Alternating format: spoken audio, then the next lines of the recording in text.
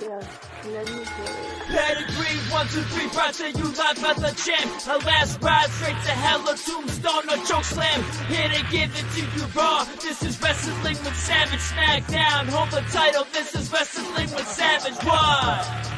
Wrestling with Savage begins now. Hey, what's going on, everybody? Welcome to Wrestling with Savage. We're here for episode 58. This is Monday Night Raw. We're going to get right into the results. We're here with Jay. We're here with Gilch. What's going on, guys? How you guys doing tonight? Good. Excellent, babe. Another Monday night of wrestling. Were you guys surprised with the show tonight in general? Anything surprise you, or are you pretty expecting everything we saw tonight? Few surprises. Couple actual surprises tonight. It was pretty... I felt like Vince McMahon didn't have anything to do with this Raw for some reason. Yeah, I got the same feeling. I really did. It just had it was a different. It was just different. Well, when you see certain people in the main event that you haven't seen in a while, I'm not going to drop any names right now, but yeah, it's like, whoa, that was wild. That was different. That's not something we see every week. Actually, that's not something we've seen in a lot of weeks. Raw was coming live to you from San Antonio tonight. Opens up with a clip of Roman on SmackDown with the Usos. Brock Lesnar's music hits, and here it comes. Raw, he's kicking it off. They were letting us know Brock's going to be there. He's kicking it off. Comes down. Heyman follows. Now he's got a mic. More of the same from Heyman, hyping up Brock. Heyman promises he will train Roman Reigns to stick his hand up your ass, pull your heart out through that hole. That is why my tribal chief is, he's going to do something like that to something like you. He promises Brock will not win against Roman Reigns. Obviously, this is pretty much more of the same from Paul Heyman. And, Jay, what did you think of this? Were you, even hyped about this match after this promo, or the same, less? I thought it was funny when it started off. The pyro started super late, and even Brock made a joke right in front of the camera. So the production was already off to a bad start. And the promo delivered. I don't really like Brock Lesnar and his babyface country, but I'm gonna tell you something. From what I saw tonight, San Antonio, Texas is really a tough crowd. Yeah. Holy. Yeah, but they were behind. They seemed like they were behind Brock. Yeah, but I wasn't seeing any vibing crowd throughout the whole night. That's my whole point of view on San Antonio. So it's a tough crowd, but it started off right. It needed to be. Heyman, Brock with his hog comments and everything, and Heyman coming out, like you say, hype Brock Lesnar and the Roman Reigns match, which I don't think we're all interested in seeing, but we have to see it. And they did a great job, like always. Heyman's facials is great. Brock, fighting off Alpha Academy there with Otis. I thought that was a good stare down. I didn't like the Gable chop block. Looked kind of weird at first. Maybe it just was the timing wasn't so right, perhaps. But, F5 to the table. We got what we wanted. We got entertainment, so it delivered. But it wasn't so perfect to me, but I'll give it a 4. Started off right, but like I say, back pyro from the beginning, so it was a warning of what things to come throughout the show. How about you, Gilch? What did you see in this? You see anything you like from Brock Lesnar or Theory, who also came down to the ring, showed his briefcase, had the mic, said SummerSlam is going to be one of the greatest nights in WWE history. I'm going to take back my U.S. Championship. I'm going to sit back and watch this match of mass destruction. After the match, I'm not going to run. I'm going to walk to the ring holding my contract high and cashing in my contract on either your chest or Roman's chest. What'd you think about all this when, up to this point, when Theory was, just dropping all this fucking trash talk? I loved the whole segment. I agree with Jay. I'm going to give it 3.5 instead of 4 just because it wasn't, off the bat, the pirate, there were little things here or there. But 4 is fair. I enjoyed it. If I'm behind on Raw sometimes and I start fast forwarding, as soon as I see Heyman come out, it doesn't matter that it's the same. He's saying the same thing for the last year. I'm still enjoyed. I enjoy the hell out of it. So I thought it was really good. Theory, again, more of the same. Like I said, him winning the briefcase is going to be trolling every week at the very least. So I'm enjoying it. I enjoyed this because you got to see actual interaction between Brock and Theory. Theory finishes off that whole shit talking, saying the announcer will announce that there's going to be a new undisputed champion. Brock's like, why don't you come down here? And then, Theory's like, it does not matter who wins. The way you two are talking the fight, sounds like it's going to be a life-altering event. We get the footage of the Elimination Chamber showing Theory, and they didn't show all of it. They only showed, him, like, going like a third of the way down, and then they cut it off, because it was a pretty harsh landing, and that's a pretty rough fucking spot to take from the top of that pod. So, I liked how he used that and said, I haven't forgot about that. He's trying to make this as personal as possible to give you reasons on why he not only wants to cash in, but he wants to cash in and he wants to probably take it from Brock Lesnar, pin him. That's quick the question. message I got. Yeah. So let's say both guys are knocked down. Say they're at like a 7 or an 8 count, and he comes out and cashes in right then and there before there's a count. Is it now a triple threat last man standing match? Yeah, absolutely.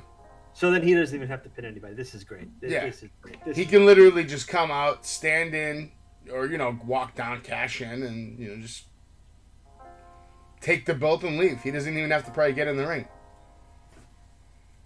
I mean, he'll be the first person to probably ever win the championship outside of the WWE ring.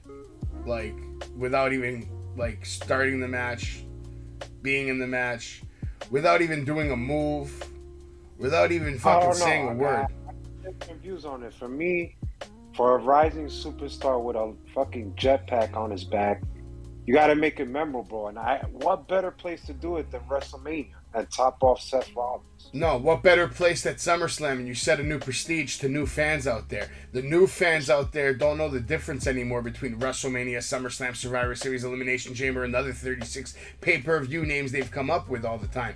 The new kids and the new fans, especially the new fans that Logan Paul is going to bring in, that have no fucking idea about your version of the WWE. They have no fucking idea about my version of the WWE. Definitely not Gilch's version of the WWE. And they definitely don't know who Zion Quinn is. And they definitely don't know what NXT or AEW is.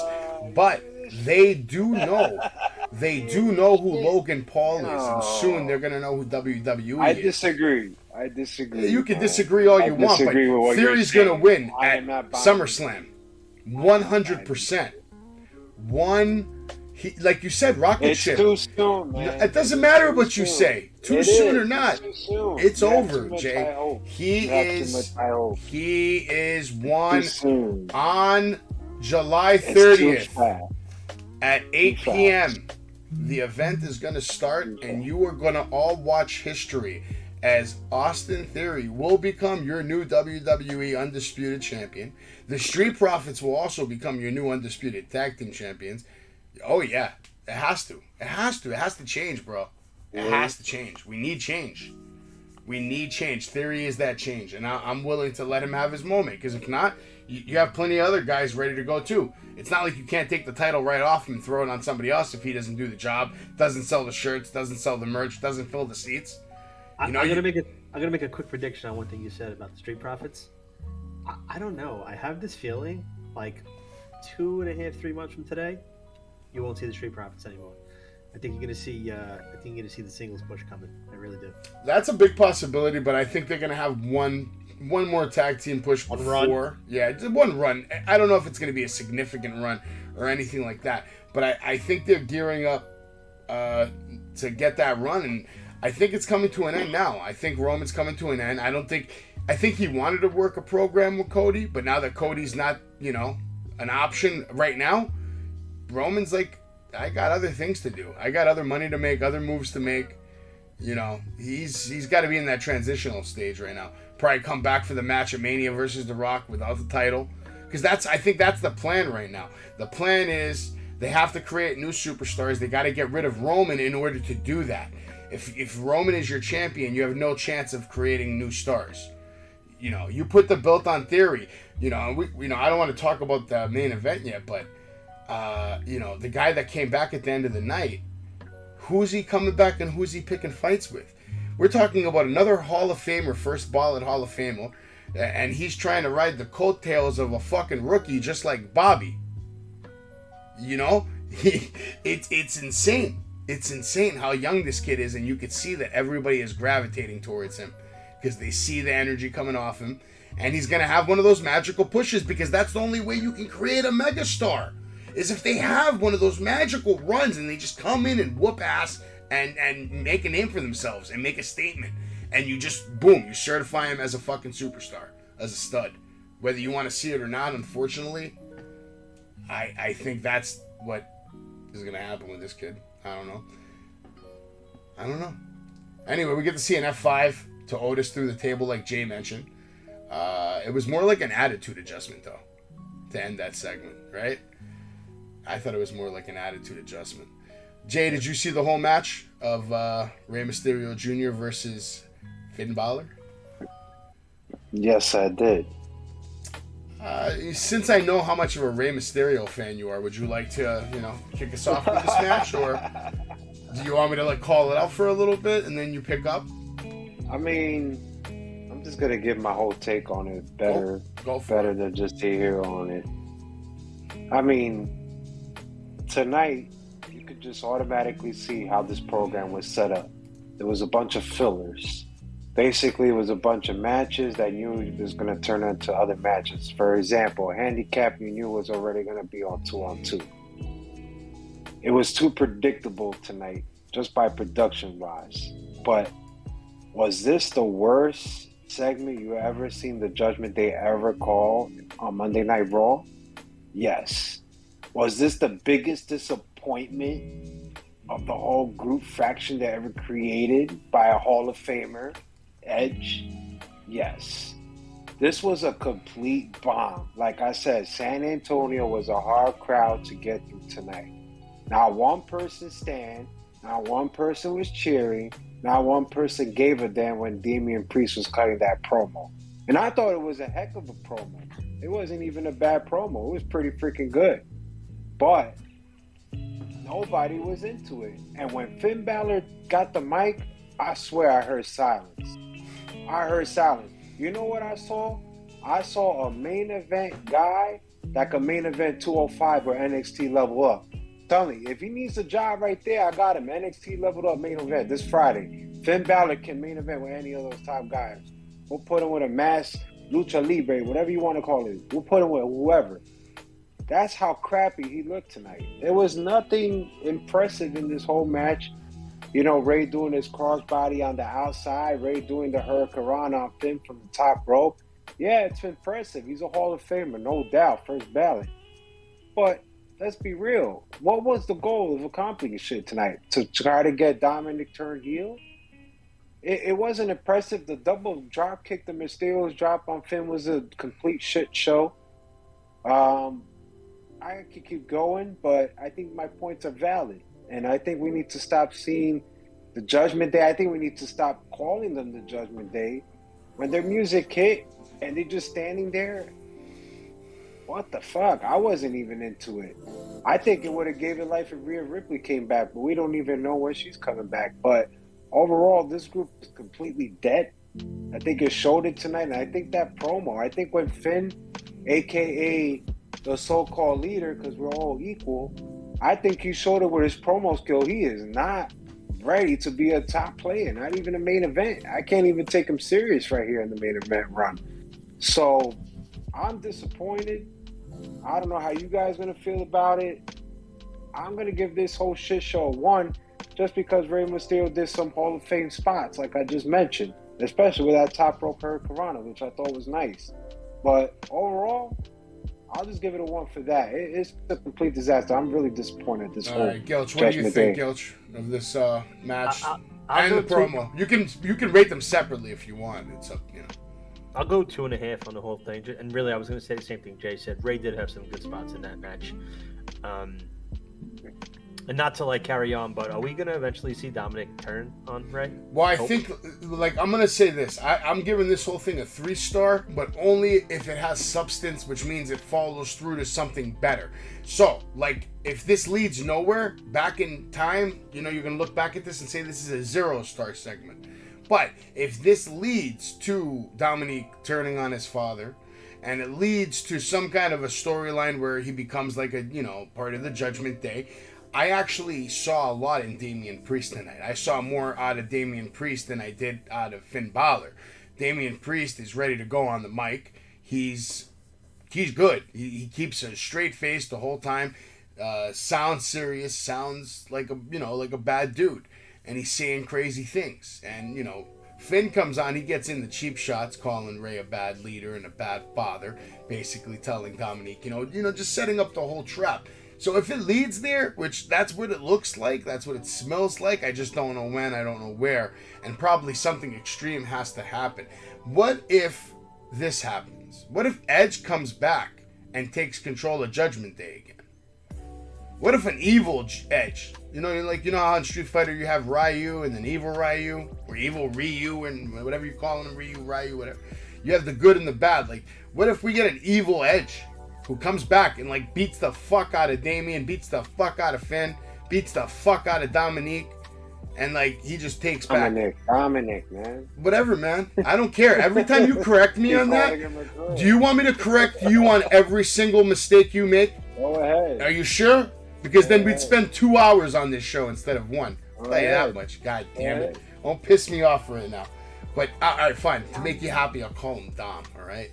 Dom over there, if he does turn heel and go with the Judgment Day, I think that actually has a chance of having a decent storyline with some kind of a payoff. But I don't know. I did find it cool that they mentioned Edge's name, and they even showed a video package of what happened to Edge.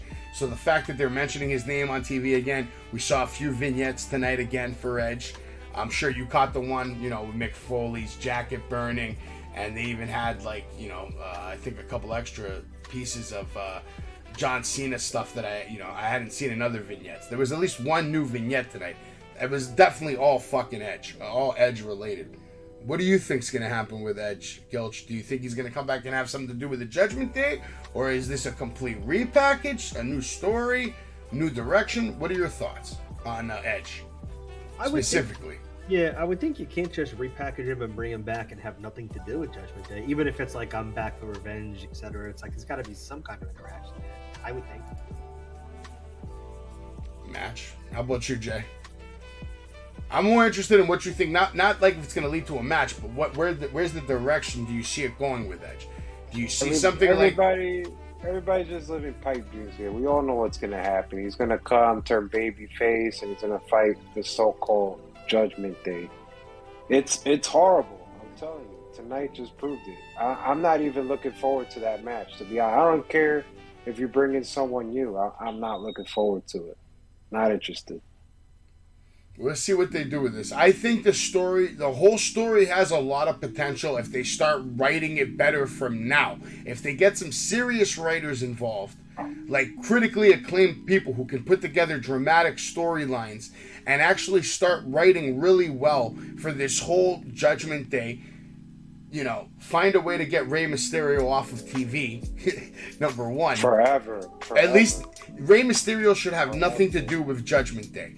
As a matter of fact, a lot of people should have nothing to do with Judgment Day, except for the people that they make their targets. And all their targets should be important targets. They should be going after gold. That should be the goal first and foremost. So we'll see what kind of direction this story is going to take. But like I said, the only way this story is going to get good is if they get real writers behind it, and they got to do it soon. I guess I give it a 3 because I think the story's got legs. But what are they going to do with it? Are they going to take it for a walk, or are they going to put it down in the backyard? Right. I don't know. I have no idea. After this, we get a segment. Is it going to be a match? Nope. Instead, who do you think we see? We see Becky Lynch. She comes out to complain some more on top of the announce table. We went to break. We come back. She's on top of the announce table. She said Liv cashing in is like winning the lottery. And I don't need to win the lottery because I work my ass off each week for a paycheck. And with that, I dragged my broken and bruised body through a no-holds-barred match, and I won. And that should have put me right away as the number one contender. But nope, it's Carmella's. She's going to get a rematch. I'm being made to jump through hoops, blah, blah, blah. Tonight, I don't give a damn who wins. I demand a championship match at SummerSlam. We'll see if that happens. Then we get the match between Bianca Belair and Carmella. The biggest thing I appreciated about this match is that Becky Lynch was not on commentary. And I actually thought, I'm not even going to read the notes, I actually thought this was actually a really good match. I enjoyed this match. I was surprised with this match. The only thing I didn't like is I thought Mella was talking a little too much shit during the match. She should have stayed a little more serious, had that serious edge. She had her moments where she actually looked aggressive, where we actually started seeing some good shots connecting. She had a good super kick. She had some pretty clever counters. She had some close falls. Like, I was kind of shocked for a second. I thought for a second maybe she was going to pull it off with some of those moves and counter shit. The X Factor, the super kick. But of course, Bianca then just gets mad, does her thing, beats the shit out of her fucking... But then, you know what happened? The strangest thing. I was typing the notes, really. I was typing the notes. And as I got to the bottom of the notes where we were near the end of the match, and I said to myself, glad Becky was not on commentary for this match. But speak of the devil. The moment I type her name, she shows up on my TV screen and interferes in the fucking match. I was about to give props to say what a great, refreshing feeling to just see a nice match, and maybe we're going to get a clean finish right now. And as soon as I'm about to express that thought, Becky has to come and fucking ruin this match. I gave it a 3.5 star because the match was much better than I expected it to be. It really was. Obviously, there was a couple of botches here and there. I'm not going to really name any specific ones. The worst thing that I think I saw in the match was, again, it's not more of a botch, it's more of a thing Bianca does when she goes like this to Carmella, like after her thing, and it's just bad. Please make it stop. I don't like it, especially if it's before its spot. You know, it looks too obvious. Gilch, what are you grading this? You're right, the match wasn't bad actually. It was fairly entertaining, but I was entertained. I was just like, knowing she was there when she came down, I was like, all right, so she's going to interfere with this, right? And then as the match was going on, I was like, maybe we'll get a clean finish, like to this awesome match. And I was like, so the ending kind of did it in for me. I'll give you 3 stars. Okay. Jay, how about you, buddy? What do you see on this? Yeah, I was entertained, but I was entertained in the match. I was entertained in Big Time Bex. Let's face it, she's the real star, even a bigger star than the Raw Women's Champion in Bianca Belair. The promo was great, the segment was great, the facials was great for her sitting on the outside. But overall, this match did so to me. I'm not a generous guy like you guys tonight. You guys got big hearts. This was a good match. I'm not being generous. This was a good match. I mean, it was. I'm just. I got the spotlight. It's all you. Spotlight. I'm just saying, there was some spots, but let's face it, that X Factor that Pierre pulled off, it didn't look so smooth. How about that awkward ending that Carmella did when the double arm first slam she did? That didn't look so smooth either. I didn't enjoy Mella's super kicks to Bianca when she was on her knees by the ropes. I didn't think that was smooth either. You're right, there were some botches, but nothing was really so smooth. But it wasn't bad, but the real star was, let's face it, Big Time Bex throughout this whole thing. Let's face it, the finish was shit. I could have wrote that finish, or a 5-year-old could have wrote that. It was the worst finish I think we have ever seen in a women's championship match on Raw. Big Time Bex talks to Belair, and she's distracted, and the referee just went from 8 to 10 real quick. That was horrible. All around, and that's not going to put me in a 3 and above on that. So I'm just going to stand at a 2 here.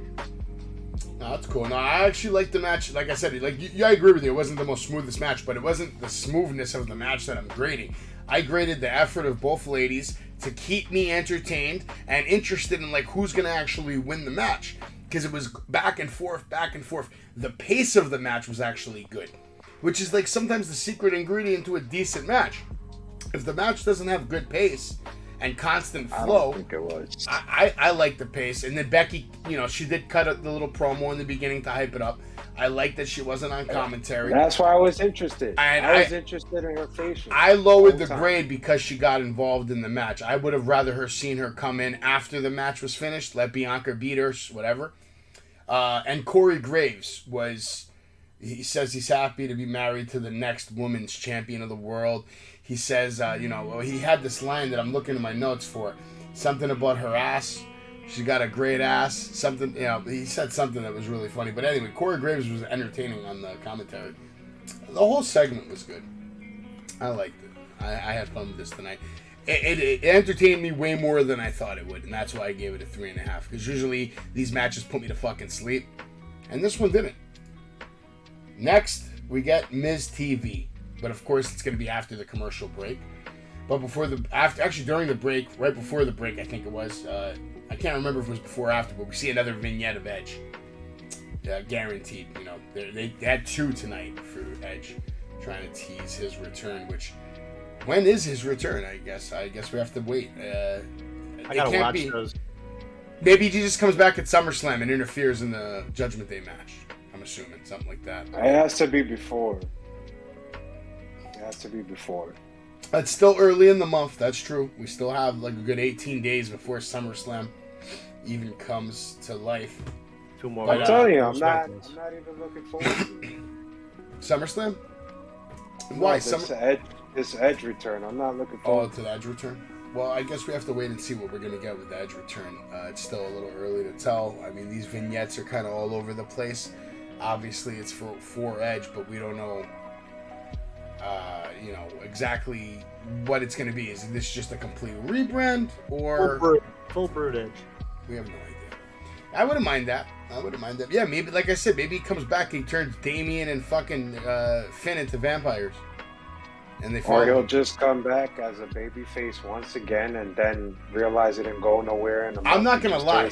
If he comes back as full brood Edge, like if he comes out dressed like Gangrel type of shit, or like Interview with a Vampire. If they started doing if they get some writers who can do some shit like that, they'll get some ratings. Edge is going to come back vampires. Edge is going to be repackaged as the new Fiend. Maybe. Good God, that would be fucking bad.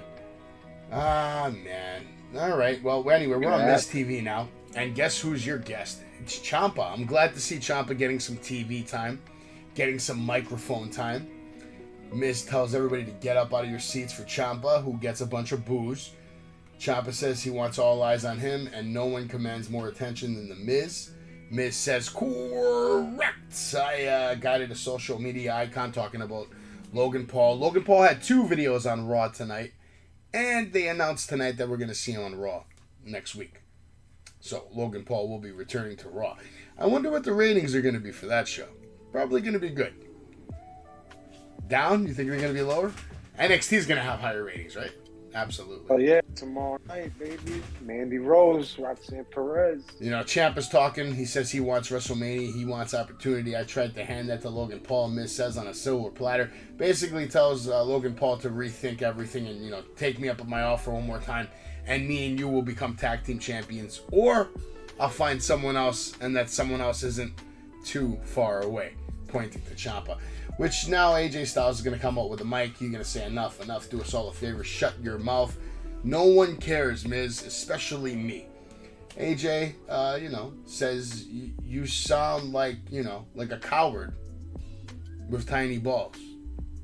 Of course, the Miz doesn't like this. He gets very upset, and now we're going to have a match. And who do you think AJ's partner is going to be other than Elias's younger brother, Ezekiel? Which, by the way, guys, I have to apologize. They haven't made an Ezekiel figure yet, so I had to use my Elias figure for the photo that you're looking at the bottom. But it's okay. They look alike, right? Elias and Ezekiel. What do you guys think about Elias's younger brother, Ezekiel, so far in the WWE? Do you like that they keep throwing him in and out of storylines like a used hooker on 42nd Street in 1982? Or just... Yeah, I would like to have seen him get give him some angle, a storyline we're gonna work. But I think his angle is just that he keeps just jumping into other angles, and butting himself in and getting involved. It's getting wild. Yeah, wonderful family though. Nice fellas, good brothers. Nice fellas. Yeah, I can't wait to meet the oldest brother, right? Elroy. What's his name? Yep. Elroy. Yeah. Elroy. Yeah. Elroy, something. Elroy. I like Elroy better. Let's stick with Elroy till I'm proven wrong. I don't know. Anyway, back from break, we see Ezekiel is locked up with Ciampa in full control with a few headlocks. Ciampa takes control in the corner with a chop, Irish whip, but gets caught by the donkey kick. Now more shots in the corner. Ciampa with the boot, tags in the Miz, who gets tossed around by Zeke, and now the tag to AJ, who's in there with a chop, a nice drop kick. Zeke and AJ actually showing good tag team work in the corner. We had a 2-on-1 beatdown on the Miz. Miz now works his way to his corner. We get the blind tag from Ciampa, who begins getting his ass kicked by Zeke with a nasty fall away slam. Looked like he was going for a blue thunder bomb and then just turns it into a fall away slam. Nice take on it. Now Ciampa with a nice shot with a running knee, sending Zeke to the outside, follows him out, sends him into the barricade. Now Miz and Ciampa applauding themselves, now back in the ring.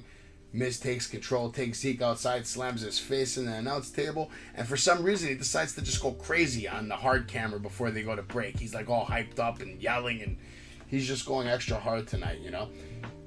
Back from break, we see Miz just kicking Zeke's ass. We get a double team, nice double team elbow strike to Zeke from Ciampa and Miz. Finally, a tag to AJ, who comes in, cleans house, kicks the shit out of the Miz, hits him with a forearm, flying clothesline, gutbuster, pinfall. Now a kick out for Miz. Nice sequence by the vet AJ Styles.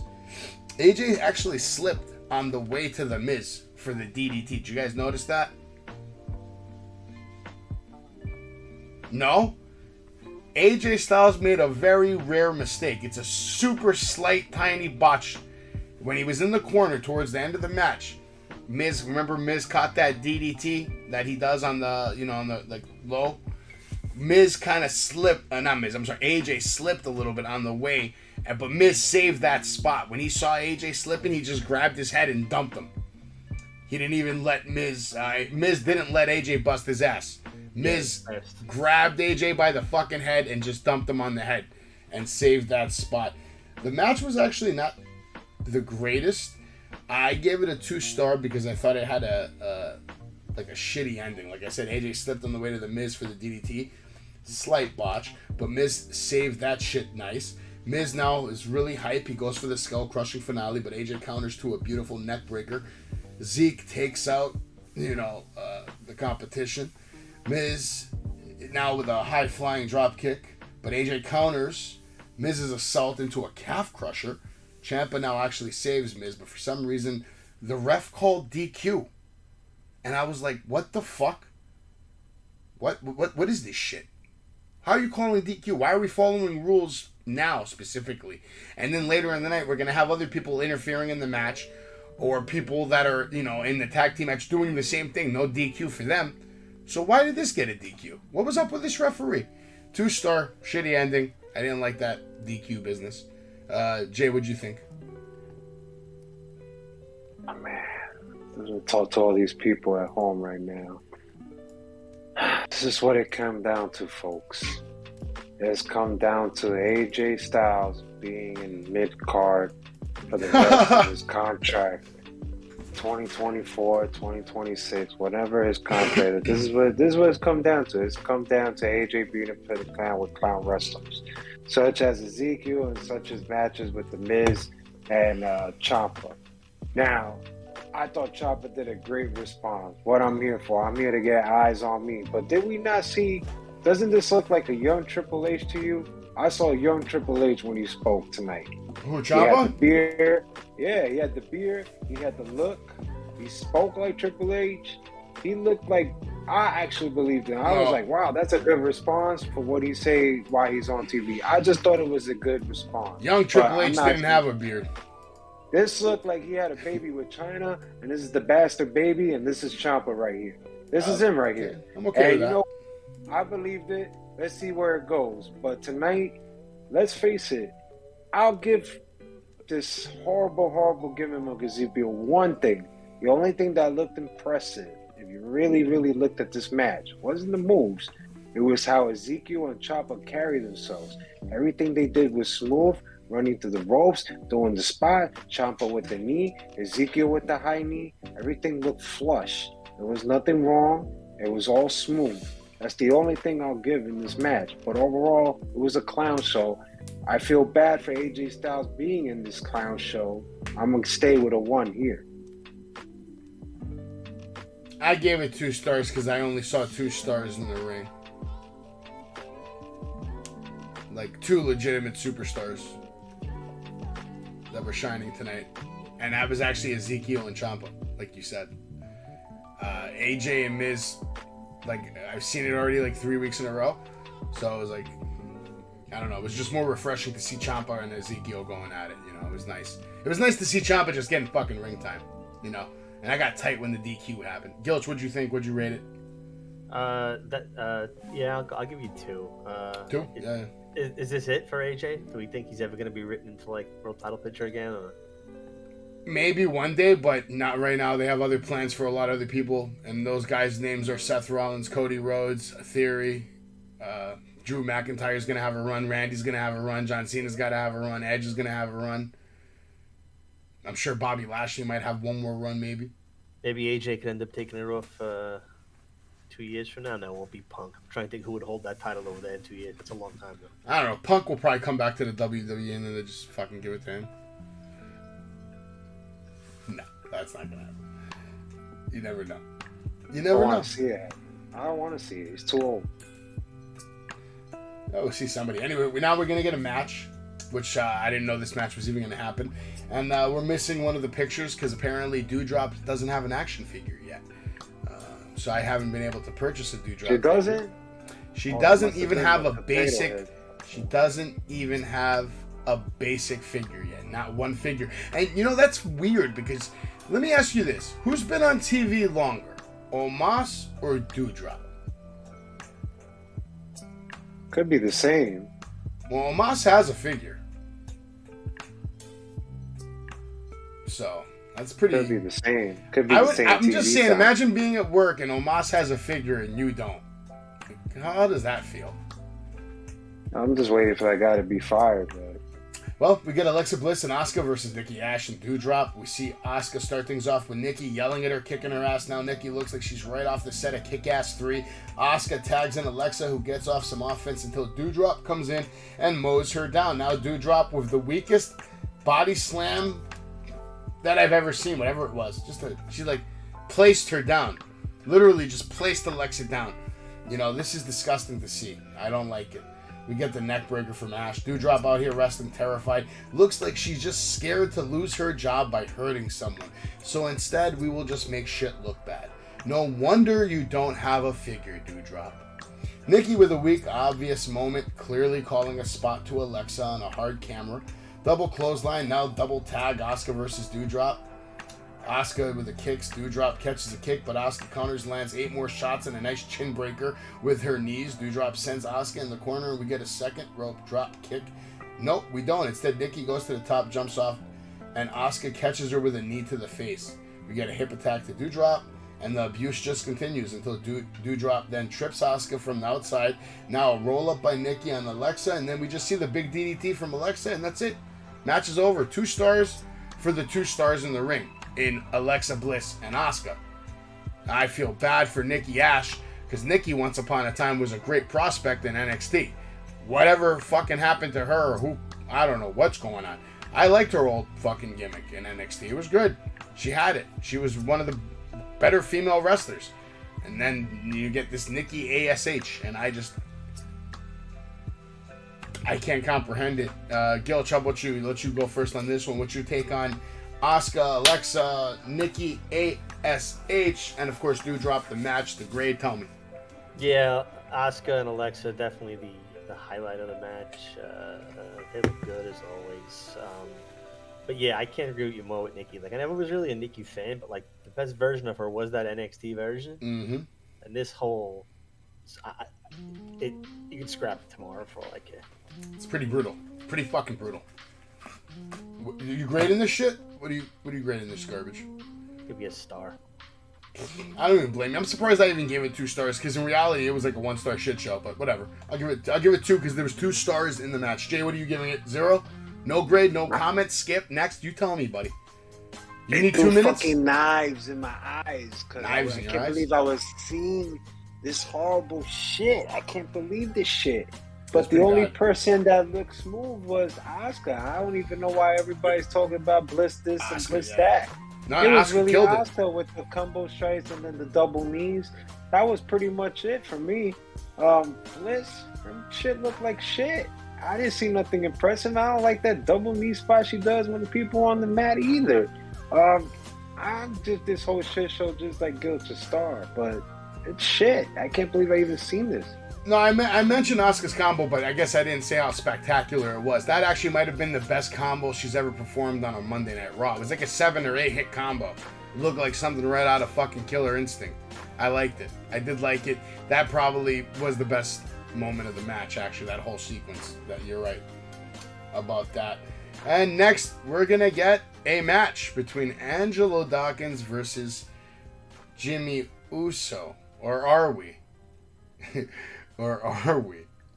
Usos cut their typical promo. Here comes the Profits to rip up the Usos. Dawkins says, why don't you say you were scared, bro? You guys hit us with everything you have, but, you know, at the end of the day, my shoulders were still up. Let me get in your face, Ford says, so you know how serious I am. At SummerSlam, the Street Profits, we taking those belts and you already know why. Now, at this point, I was enjoying this because I like Montez. He's talking his shit, making the Usos look stupid, which I like. What business can anybody tell me? What business in what universe should R-Truth be involved in this segment in any way, shape, or form? And then R-Truth's not only going to come out, okay? We're going to get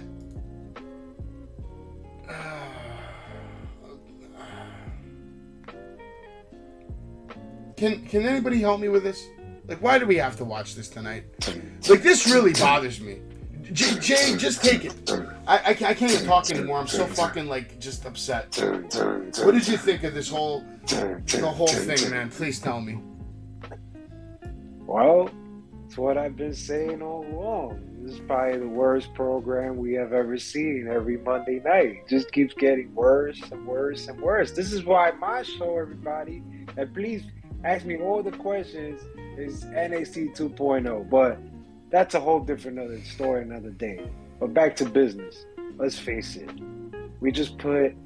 I was literally going to shut my TV off when they announced that Ford or Dawkins is going to fight one of the Usos. How many times? Because we've seen it. We've seen it. So I literally was not until all this interruption and R-Truth acting like a fool and can't count, and MVP saying you can't count, and I got the Nigerian Giant here. Once they hold this 6-man tag, I knew it was a shit show. The MVP, like you can't count. That was a good line though. At least that was kind of funny. That was about it. It almost looked like he didn't know how to wrestle tonight. Yes. Did he look like he was lost before we went on commercial break? Like, should he hit the guy or not? Yes. He looked completely confused out there tonight. Even MVP on the outside couldn't even help him. I was surprised he did that splash. Seriously, this match was a complete shit. It was a complete run in what? I'm supposed to be impressed because I seen Dawkins and Ford did a double drop kick on the Usos, and now, I'm supposed to go ooh and ah. And let's face it, I told you guys from the beginning of this show that San Antonio is a hard crowd because nobody was into it and nobody was into this shit. I wasn't into this, unfortunately. I was into it when it ended. I'm surprised almost got a win out of all this shit show. That was shocking to me, which I called a surprise from the beginning when I said how I feel about Raw. I have this guy on the list. I don't know why we keep giving him more TV time, but as you can see, we don't know what we could do with this big loser. So I'm giving this no rating here. That's cool. I mean, it's just, of course, what would Raw be without a 6-man tag that was made official by Adam Pearce, who, by the way, in my opinion, is the worst GM in the history of Monday Night Raw. Oh, yeah, I said it. He's worse than John Laurinaitis. He's worse than the Laptop and Michael Cole combo. He's fucking worse than Vicky Guerrero. He's worse than Mick Foley. He's worse than Eric Bischoff, Vince Russo. He's bad. He's real bad. And it's not his fault. It's not his fault because he doesn't have any actual control. He's just reading lines.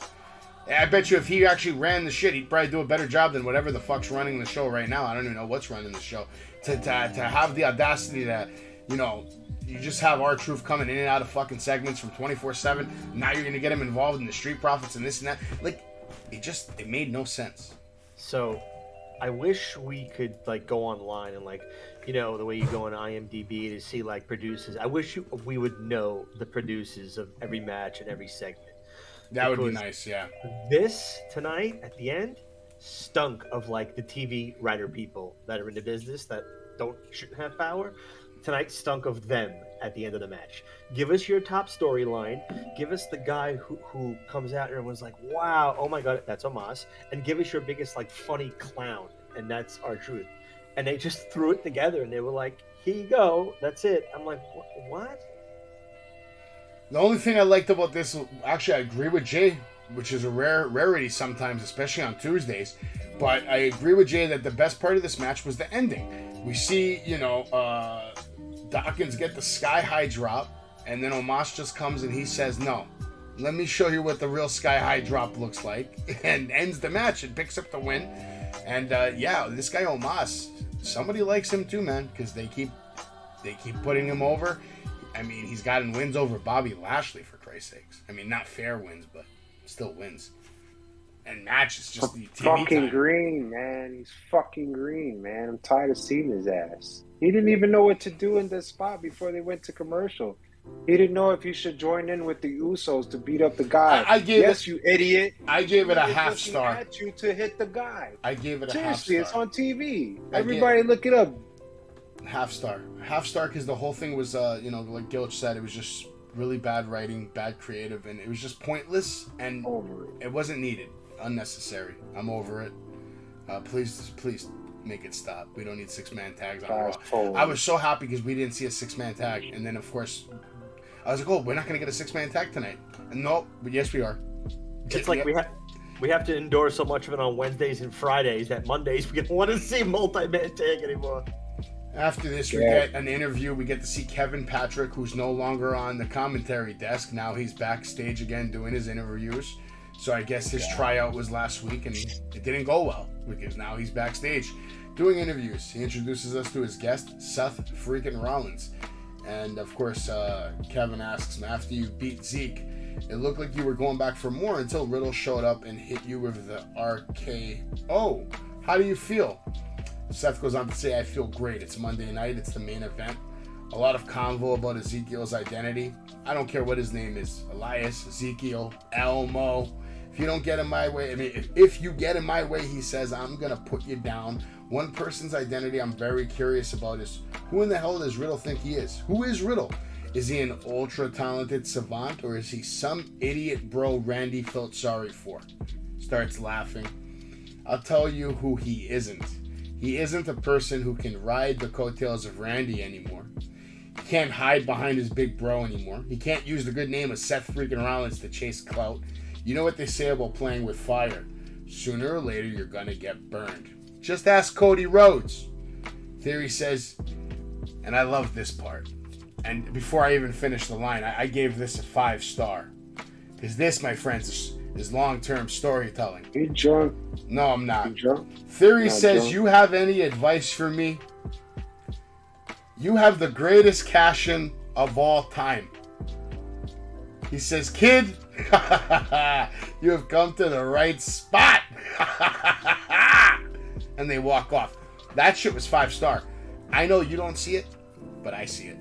I see it. You know what would make that 5-star for me? Is when he goes to cash in SummerSlam, it's Seth Rollins running right behind him, like patting him on the back, like go, helping him. Now's Yeah. your time. Then that would be actually. And then you see Seth screw him and take the title from him, and then Seth has the title at Mania. Cody wins the Rumble, and there's our main event. I see it clear as day. I see Seth is going to take this kid under his wing, and he's going to help him cash in that title at SummerSlam. And then he's going to help him stay champion for a little bit. And then he's going to fucking do what he always does. He's going to be Seth freaking Rollins. And he's going to take the title from him. And by then, it should be Survivor Series, which is going to get close to that Royal Rumble. The magical storyline. The classic. When the guy that nobody, how can I explain it, man? The guy that just has to win the Rumble that year. Every year back in the day, used to be that one guy that, like, he has to win the Rumble this year. Has to be HBK. It has to be Stone Cold. It has to be Triple H. It has to be The Rock. It has to be Edge. It has to be Cena. Somebody. This year has to be Cody. Has to. No. Has to. No. Why not? Has to. I got Braun Breaker. Yeah, that's because you live in a place called Fairy Tale Land, man. Braun. It must be nice there, man. How do we get in? People about these Cody pipe dreams? Oh, you're not? Yo, no. Theory's I gonna may cash not. in at SummerSlam? Gilch, No. this guy is in a better place than we could ever hope your to be. I pipe mean, dream. where he is right now, there's little bunnies. Did you watch The Boys, Gilch? It's funny you say that. I started episode 1 last night. Okay. Well, it's a beautiful show, and you're gonna love it. One of the characters in the show, I'm not gonna say names. I don't want to ruin anything for you.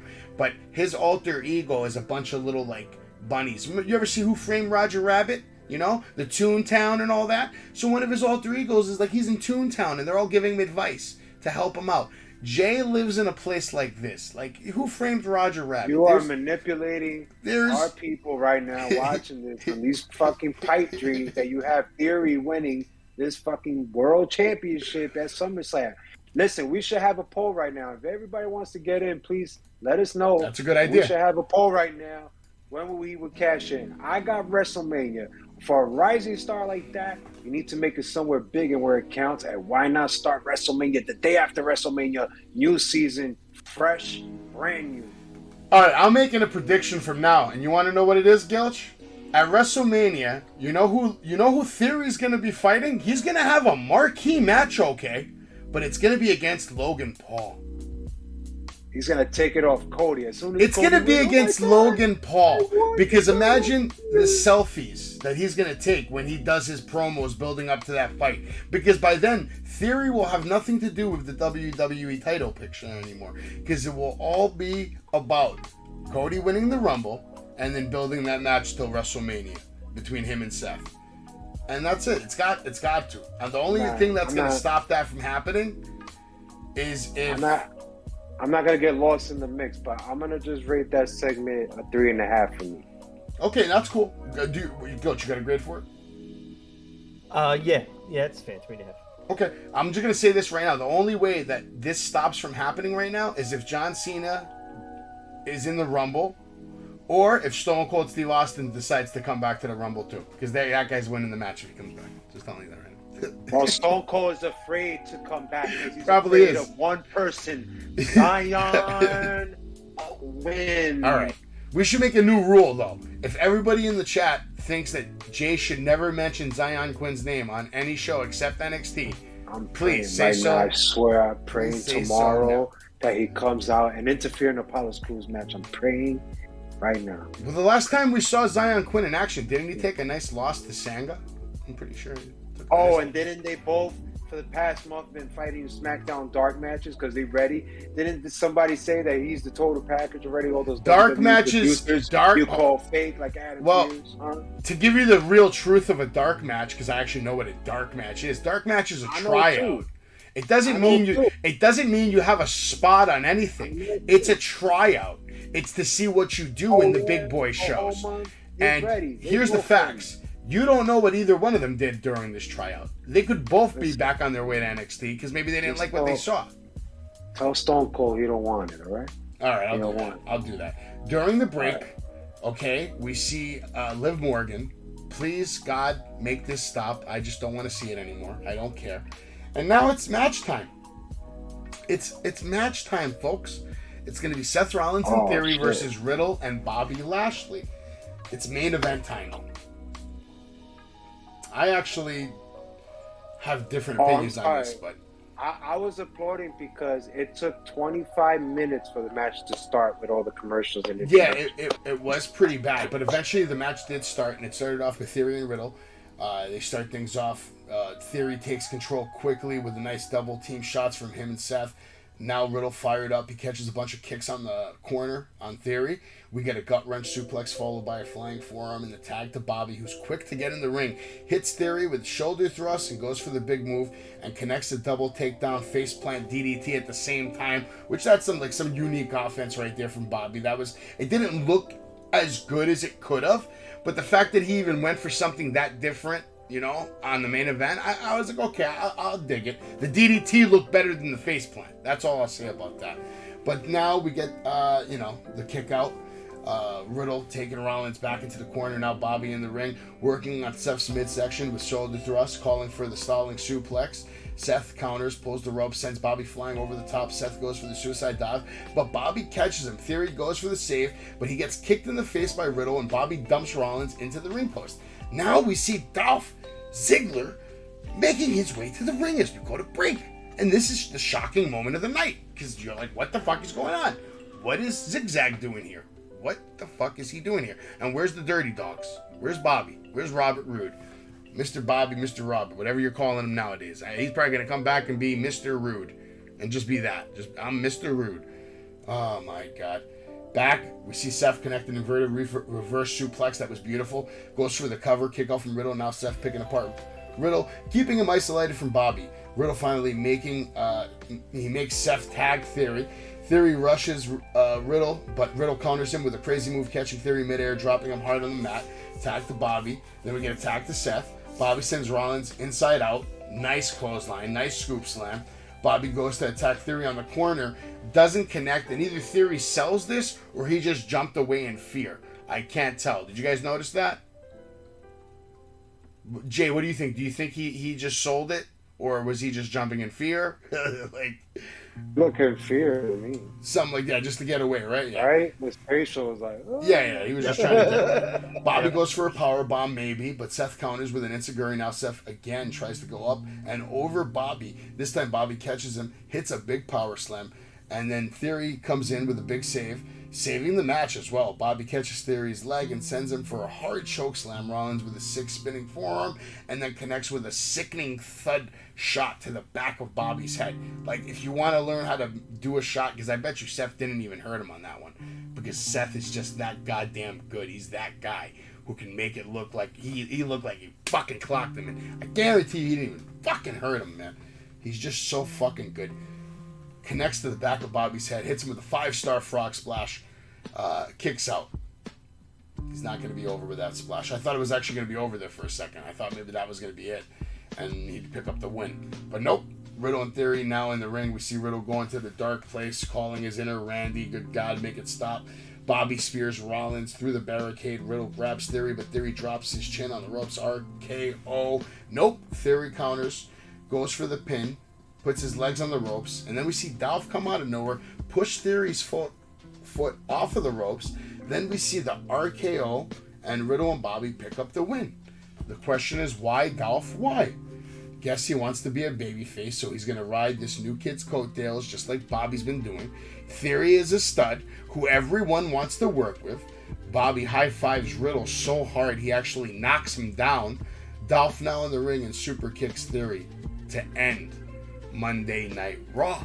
And the show ends with Dolph Ziggler getting the super kick on Theory. Jay, you can rate this first for me, man. I don't know if I could rate it right now. I just want to talk about the match real quick. I like some impressive spots right there. Lashley with the Flat Nighter DDT on Theory and Rollins. I thought that was great. Rollins with that top rope inverted suplex on Riddle. Lashley had that power slam on Rollins. Lashley with the one-arm slam on Theory. Rollins, like you said, that high frog splash. Those are great, impressive spots here in this match. It wasn't the smoothest to me, but it was the most kind of entertaining. But how weird can it get when someone that you haven't seen on TV in a month or so comes out and just kind of kills this whole match? Let's face it, it was kind of a kill buzz for me when I saw Dolph Ziggler come out and saw him sit on a chair with no explanation and just doing facials like he's into both matches, both tag teams. And then all of a sudden he grabs Theory like you say, riding his coattail. But I see it a different way, and I'm going to tell you, you're not going to like my way of seeing it, but I'm going to tell you right now, the people that may believe in you, this is a way of telling you that Austin Theory will not cash in the briefcase at SummerSlam. This is called a filler.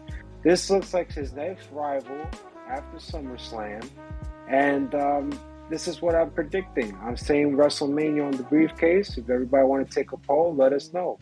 But overall, it was just a kill buzz for me. I like to see new faces. I'm glad Dolph is back. But to put him in a situation like this, and like you say, with a rising star, it makes no sense. It's kind of what Guilt said about just putting a clown with a big, tall idiot and just put them all in the ring and you see what you get. And that's kind of what we did. We took someone that's former champion, maybe a Hall of Famer, but we put him in from Dirty Dogs into this segment here with a rising star that's going to be champion, and former champions that are fighting, and Riddle, who's copying not only Randy Orton's moves, he's also copying Daniel Bryan's moves on the corner, doing those yes kicks followed by the gun trench suplex. So what are we seeing original from the original bro? I'm not seeing original shit. How about that? So what can I say about this? No fucking sense.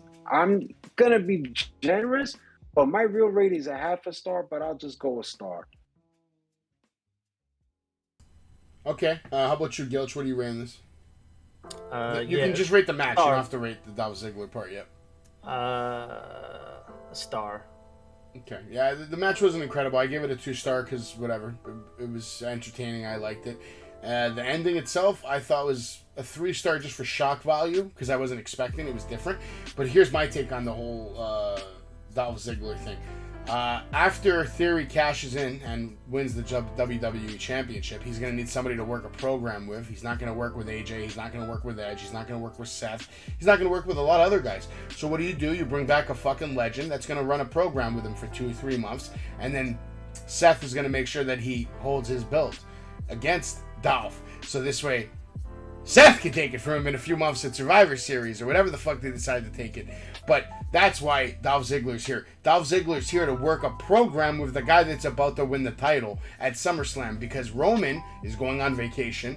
Brock Lesnar's going on vacation. What do you think? After the match, Brock's going to want to challenge Theory? No, Brock's going to vanish for a few months.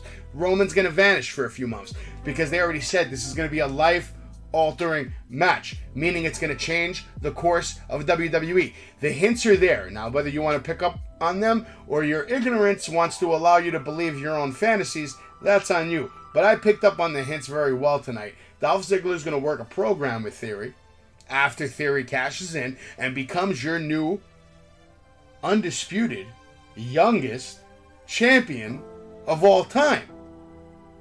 And that's all I got to say about that. I can't believe I just heard that. I'm about to throw up. Excuse me. I know. Right now. Listen, it's not a prediction. It's a fucking spoiler. I'm sorry. It's such a bad spoiler. It's just horrible right now. I can't believe I'm hearing this shit. You called Dolph Ziggler a fucking legend. Just listening to that alone is just making Wait. Dolph Ziggler is a legend because he is a world heavyweight champion. He's the sole Survivor Series winner. I've seen Dolph Ziggler do incredible things. I've seen Dolph Ziggler put on 5-star matches, and I've also seen him live at Madison Square Garden steal the fucking show against John Cena of all people. Like when you can steal the show and you're fighting the guy with the 5 moves of doom. I think you should go to sleep, my friend. You're tired. Nah, Dolph Ziggler's a performer, man. I don't know why you hating on Dolph Ziggler. You act like he wasn't a main event player. He isn't a main event player. In NXT player. Like I said, I'm happy that Vince McMahon was not in control of this episode, and that's why I believe it, because Vince would have never allowed this to happen. Vince would have never allowed Dolph Ziggler to be on the main event in fucking Monday Night Raw and then interject himself into the main storyline of SummerSlam, because that's what he's fucking done. He's interjected himself into the main event of fucking SummerSlam, because the main event of SummerSlam, what do you think? The main event's gonna happen and Theory's gonna say all these things every week and then not come out and cash in at the perfect time? He is. And then Dolph's gonna try to stop him, but guess who's gonna stop Dolph? Place your bets. Seth Rollins. Seth Rollins will be Theory's guardian fucking angel. if Theory cashes in and he loses, like Roman ends up pinning him or knocking him out somehow, you guys might not have me here for like Raw and SmackDown review shows anymore because that might just do it for me. Really? Yeah. Place your bets. Tell everybody. Well, it was nice while it lasted, Dilch. I'm sorry. You might as well just pack your bags up now. I want him to cash in and win, or not cash in. God forbid he cashes in and loses. Oh, so you're saying if he cashes in and loses, you're done. You're done with the product. If he cashes in and loses to Roman, doesn't win on the cash in, I'm Gilch, I promise you that's not happening. There's no way Roman and Brock are gonna have a double. I'm calling it right now. I don't know exactly how it's gonna end, but the most probable is double KO. And Theory just comes out and wins the belt, not even doing anything. Even if Dolph Ziggler's beating him up, he's still going to win the belt because he's in the match, and Dolph isn't. And there's no DQ, so Dolph can come and interfere. And while Dolph is beating this, oh my God, I can almost see it. I can almost see it. Dolph's going to be beating the hell out of fucking Theory. Brock and Roman are going to be knocked out. Seth is going to come in, curb stomp Dolph, and they're just going to hand the title to Theory. They're going to hand the title This is to what's Theory. going to happen. He's going to try to cash in. Dolph's going to interfere. There's your next program. No cashing. Here's what I know, Jay. I ordered Theory's cash. T-shirt tonight. I ordered it. It's on the hope way. you can return it as soon as Nah, you get it back. that's the youngest champ, son. I can't wait to buy the Don't even think WWE twice. Elite figure that they make for his commemorative championship win at SummerSlam because it's like so sealed right now. I guarantee you if I dig enough, I could probably find marketing stuff online for all Theory's new toys and merchandise that's going to be coming out. They're going to be shoving this guy down your throat harder than anything they've shoved down your throat since Roman Reigns. He's the next. He's the next. Not Braun. Somebody better.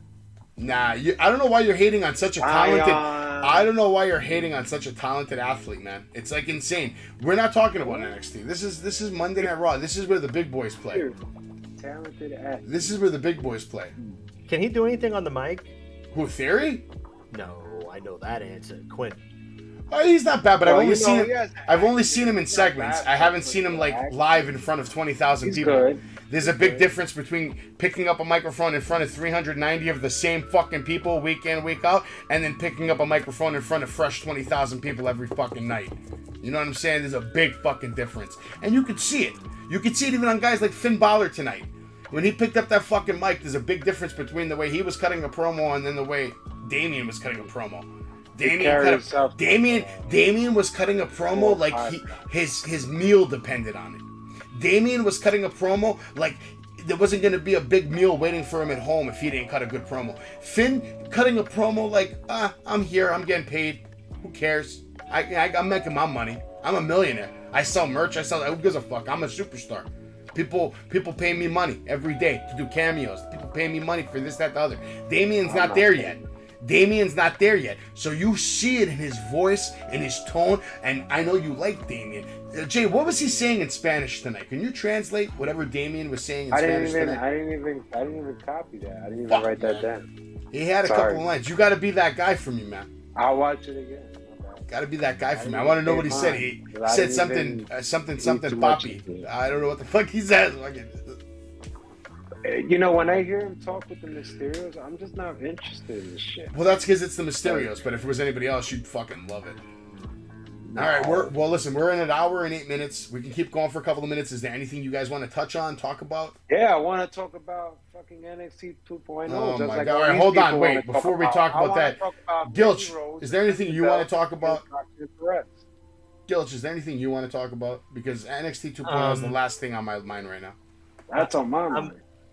Just a random thought. I'm scrolling through like the wrestling groups on Facebook, and someone put up a Vince post, and it's all these people saying like, this guy's done nothing illegal. Like, there's people that actually think that this is nothing and it's going to disappear into the wind. And this is a big deal. Well, legally speaking, if all the women that have accused him signed NDA agreements, it's all going to get thrown out, and there won't be like any legal discourse. And that's from like actual lawyers that I've heard mention on this subject. If there's actual signed agreements only if they have the proof. Right, but I've also heard that there's just it gets to the point where they find out how many NDAs were signed. So you can't just do something complete like you can't continue to do that. Like It's just a bad look, though. Like, I don't think there's any legal recourse. If anything, it's just a bad look. It's not obviously like it's he bad. He might not go to jail. He's not going to go to jail. No, he's not going to go to jail. He's not going to suffer. He might have to pay some money, obviously, for like damage control, lawyer fees. Right, you're gonna have, like I'm telling people, like it's up to the board if he's going to stay there, and it's. You got to remember, how many lawyers do you think Vince has working around the clock right now, trying to just make all this fucking go away? And it's not easy in today's world. 20 years ago, you could make almost anything disappear. Now it's like, fuck. That's just my random thought for the evening. That's a good thought, man. JR, go ahead. You're NXT 2.0, man. Go ahead. Mandy Rose. Here we go. Against my girl, Roxanne Perez. This is going to be a match in the makers right now. Better than any Raw or SmackDown or Brock Lesnar or Roman Reigns match you're going to see right now. Sure. Stay tuned. Tomorrow night, 8 o'clock, USA. Really? Watch us, 10:30. Best review ever, NXT 2.0. All right. I got a challenge for both of you guys right now. All right. Here we go. All right. 60 seconds.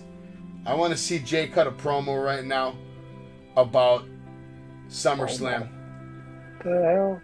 Come on, man. Give me a promo about SummerSlam.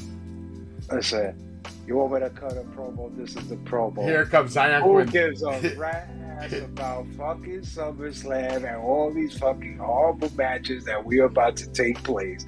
Let's face it, there's only going to be one match that's going to be a shocker, and everybody's going to be doing the little kids. Oh my God, I want the smoke too. I want it too. We all know that the Usos is going to lose the tag team championships, and that's the only big thing that's going to happen in SummerSlam. So please, if you want to watch it, watch it. But we all know it's a trash pay-per-view. Okay, But copy that. watch us pay-by-play, because we're going to kill it right now. With Savage there, he's better than JR. He doesn't fuck up. He's a killer. Watch it. I like that part. I'll give you a 5 on that one just because you fucking gave me props. But Gilch, how about you, man? You got a promo, anything you want to cut about AJ, SummerSlam in general, AEW? Anything? Promo is titled that SummerSlam is the broken bloodline. Usos drop the belts. Roman drops the belt. They cash in to Mr. Theory. And goodbye, Roman. Copy that. Well, here's my promo. July 30th, live, you're going to watch the youngest United States champion become the United States champion again. And then at the end of the night, with the United States championship on his shoulder, which, by the way, Seth Rollins is going to come down to the ring and make sure he wins that match as well. It's over, folks. It's over. Just get ready for it. Theory's going to win the title. Roman's going fishing. Brock Lesnar's going hunting. And Theory's going to go on a 3 pay-per-view win streak against Dolph Ziggler. It's going to be great. It's going to be fresh. It's going to be different. And we're going to see it live July 30th. And make sure you're here. Follow me on YouTube, Instagram, Facebook, Twitch, TikTok, all that good stuff. We're going to be doing a live play-by-play July 30th, 8 p.m. Eastern Time. Savage here. Maybe Jay, maybe Gilch, I don't know, but Savage will be here, and I will be giving you non-stop live play-by-play commentary, and you'll be here for me. I know all my German fans will be here. I'm like David Hasselhoff in Germany now. They love me over there. They fucking love me. Oh, man. Anyway, thank you for watching Wrestling with Savage. This has been episode 58. We'll see you back tomorrow for NXT 2.0. This has been Savage, Gilch, Jay. Everybody enjoy the intro. My cousin's going to take us out as he always does. Everybody have a good night and God bless.